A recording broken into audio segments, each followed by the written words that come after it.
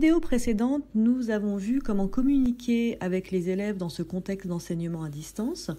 Alors, dans cette vidéo, nous allons passer à l'étape suivante. Vous n'êtes plus avec les élèves, nous allons voir comment former les élèves. Donc, vous êtes avec vous-même, vos savoirs et les programmes officiels.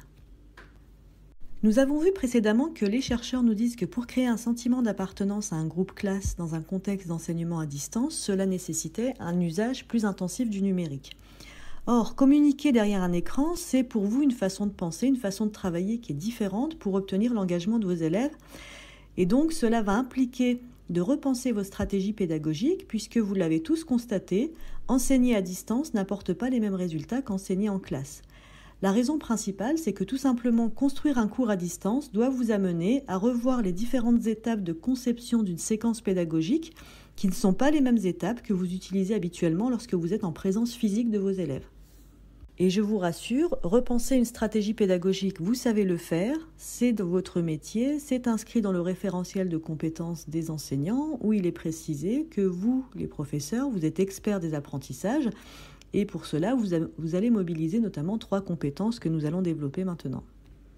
Donc les 3 compétences sont les suivantes. Donc la compétence P3, qui consiste en fait à construire, mettre en œuvre et animer des situations d'enseignement et d'apprentissage. On est dans la didactique.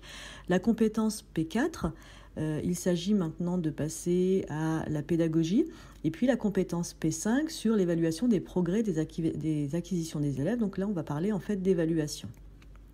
Alors, commençons par la compétence P3, qui consiste en fait à construire, mettre en œuvre, animer des situations d'apprentissage et d'enseignement, prenant en compte la diversité des élèves. Donc, il s'agit en fait de préparer une séquence pédagogique. Et donc, pour cela, toutes les recherches s'accordent sur 2 points.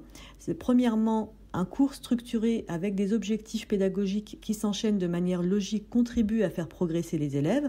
Et deuxième point, des objectifs pédagogiques qui soient clairs. Maintenant, la question se pose de comment s'y prendre lorsque nous sommes dans le cadre d'un enseignement à distance. Pour construire un cours à distance, on commence par faire ce que vous avez l'habitude de faire, c'est-à-dire commencer par analyser le programme officiel et nous allons répondre à des questions que j'ai schématisées sous la forme du modèle du QQOQ-CP. Alors de quel thème s'agit-il? Quelles questions de gestion? Quelles notions vais-je aborder? Quelles capacités des élèves vais-je mobiliser? Quelles compétences en BTS? Quel niveau? C'est-à-dire quelle classe? Première, terminale, BTS première année, deuxième année. Où se déroule le cours? Donc là, la réponse est facile, il se déroule à distance. Quand on se réfère en fait à la progression pédagogique que vous avez réalisée en début d'année et puis notamment ça nous permet de voir quels prérequis nous pouvons mobiliser pour traiter le thème du programme. Alors quels outils vais-je utiliser pour construire la question de gestion et y répondre? Il s'agit en fait là concrètement de la conception, proprement dit, de la scénarisation pédagogique, c'est-à-dire de choisir les activités d'enseignement à distance, des activités qui vont se faire de manière synchrone ou asynchrone, c'est ce que nous verrons par la suite. Alors combien? Donc, il ne s'agit pas seulement de se poser la question de combien d'élèves ai-je dans la classe, mais maintenant, dans le cadre de l'enseignement à distance, de tenir compte de combien d'élèves sont équipés, combien d'élèves ont de smartphones, combien d'ordinateurs, et de tenir compte également de la rupture d'égalité, puisque en fait tous les élèves, vous l'avez constaté de l'académie, n'ont pas le matériel et la connexion nécessaires. Et donc nous terminons par la question pourquoi. En fait, on se pose la question de que demande-t-on. Donc en fait, quels sont les objectifs pédagogiques de la séquence. Donc dans le cadre de l'enseignement à distance, il s'agit aussi de choisir les outils et la forme de médiatisation des contenus qui vont répondre à des objectifs précis et qui soient accessibles à tous les élèves. Alors vous l'avez peut-être remarqué, les 4 premières questions, quoi, qui, où et quand, rien de changé par rapport à ce que vous avez l'habitude de faire. Vous répondez d'ailleurs à ces questions systématiquement dans les fiches pédagogiques que vous présentez lors d'une inspection. Et ce qui est bien adapté à l'enseignement à distance d'après les spécialistes, ce sont donc les QCM, les exposés, les visionnages de vidéos et diaporamas sonorisés et bien évidemment la classe virtuelle. Et donc je vais me limiter à ces 4 outils pour vous présenter un exemple d'étape d'une séquence pédagogique à distance. Et pour cela, je me suis beaucoup inspirée d'un guide qui est publié par l'Université de Bretagne Sud. Alors le modèle de séquence que je vous propose comprend 5 étapes. donc que je vais vous présenter une à une avec les outils appropriés. Donc la première étape consiste en la présentation de la situation problème, si tu as un problème de management, problème de droit, problème économique. Et donc pour cela, nous pouvons par exemple envisager de débuter la séquence en utilisant donc un diaporama sonorisé. L'avantage du diaporama sonorisé, c'est qu'il permet aux élèves qui ont besoin de temps de le revoir si besoin, et pour vous aussi par la suite de les renvoyer vers celui-ci. Et un autre avantage qui est souligné par les chercheurs du diaporama sonorisé, c'est qu'il est plus utile qu'un fichier PDF puisqu'il mobilise aussi la mémoire visuelle et auditive des élèves et qu'il a plus d'efficacité qu'un simple fichier PDF par exemple. Dans un second temps, vous pouvez envisager de mettre les élèves en activité en leur proposant des applications sous forme de QCM ou de jeux en ligne pour mobiliser par exemple les prérequis dont ils auront besoin pour aborder les nouvelles notions de cette séquence. Alors l'avantage, c'est que les résultats sont générés automatiquement et vous pouvez ainsi vous assurer que toutes les notions étaient bien acquises par les élèves. Alors vous pouvez utiliser l'ENT Lycée Connecté, donc il y a un module spécifique de QCM et quiz. Vous pouvez aussi utiliser Pronote ou alors des générateurs de questionnaires en ligne qui sont très bien faits, qui sont sur Internet, tels que LearningApps et Kahoot, par exemple. Une fois que vous avez présenté la situation problème et que vous avez mobilisé les prérequis, vous pouvez maintenant entrer dans le fond, c'est-à-dire traiter les notions du programme, les notions du thème que vous êtes en train d'aborder. Et pour cela, vous pouvez déposer des fiches ressources, par exemple sur l'ENT, ou encore des vidéos qui explicitent certaines notions. Vous pouvez ensuite programmer une classe virtuelle, donc soit pour expliciter des notions que les élèves auront étudiées, ou soit pour corriger par exemple une activité qu'ils auront réalisée. Donc cette classe virtuelle vous permettra d'échanger et de donner des explications complémentaires sur les notions sur lesquelles s'interrogent les élèves. Et vous pouvez ensuite on peut envisager de terminer par un devoir type bac si vous avez par exemple une classe de terminale ou un devoir type BTS pour les classes de BTS, ou même en première, puisque vous le savez, les épreuves terminales du baccalauréat porteront aussi sur les programmes de première.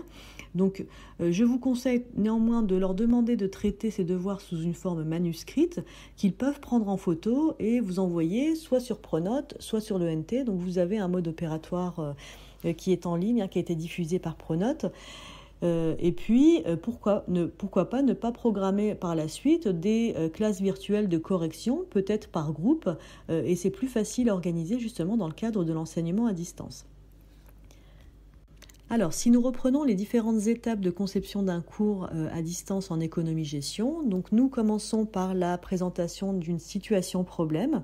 Nous pouvons utiliser pour cela, par exemple, un diaporama sonorisé. Ensuite, pour mobiliser les connaissances des élèves et notamment des prérequis, nous pouvons utiliser donc des applications en ligne. Donc nous sommes fin mars, donc on peut considérer que les élèves ont des prérequis qu'ils vont exploiter durant cette séquence.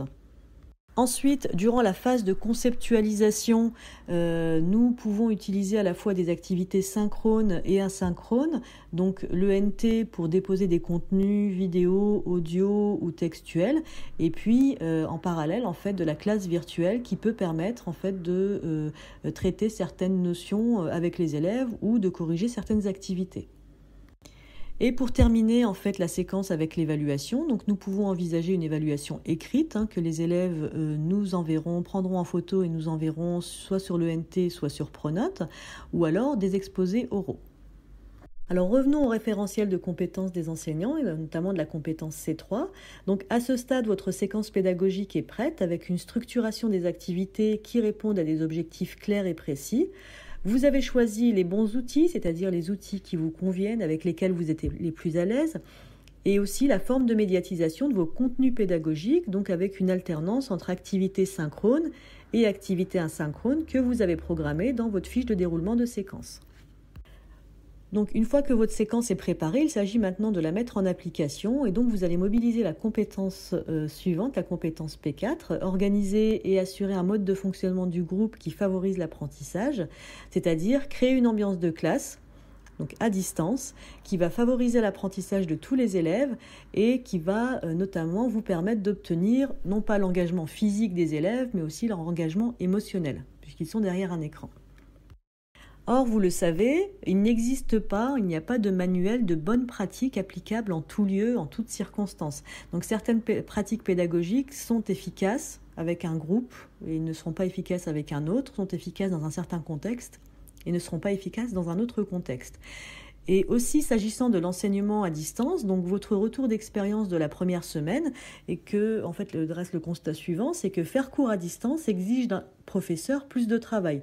Donc non pas seulement au niveau de la conception, mais surtout au niveau pédagogique, puisque vous êtes plusieurs à avoir dit qu'au lieu de gérer une classe à 35, vous avez fait ce qu'on appelle du cas par cas. Et aussi, avant de commencer, je voulais partager avec vous en fait les résultats d'une étude du Conseil d'analyse stratégique de 2011 qui montre que ce qu'on appelle l'effet enseignant sur la réussite des élèves est supérieur à tous les autres effets, notamment à l'effet établissement, et que l'effet enseignant est très significatif, au moins à court terme. Donc, vous, en tant qu'enseignant, vous allez contribuer en premier lieu, dans le cadre de l'enseignement à distance, à la progression des élèves, puisqu'ils ne sont qu'en contact qu'avec vous. Je voulais également partager avec vous les résultats d'une étude d'un chercheur canadien qui s'appelle John Hattie et qui a fait des recherches sur plus de 250 millions d'élèves. Et dans son livre, il détermine en fait 138 facteurs d'influence pour la réussite des élèves. Et ce qu'il dit notamment, c'est que le feedback des enseignants est très important, sous peine de démotiver et démobiliser les élèves. Donc c'est valable pour l'enseignement en classe, mais aussi pour l'enseignement, encore plus pour l'enseignement à distance. Concrètement, qu'est-ce que ça veut dire le feedback? C'est qu'il faut que dans les travaux demandés, les élèves puissent avoir un retour.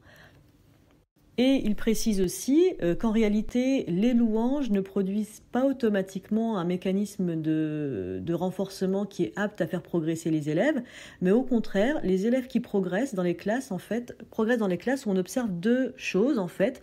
D'une part, des correcteurs, c'est-à-dire des professeurs neutres, et deuxièmement, des professeurs qui accordent du temps. Donc les facteurs les plus importants, en fait, dans le feedback que l'on fait aux élèves sont la neutralité et le temps.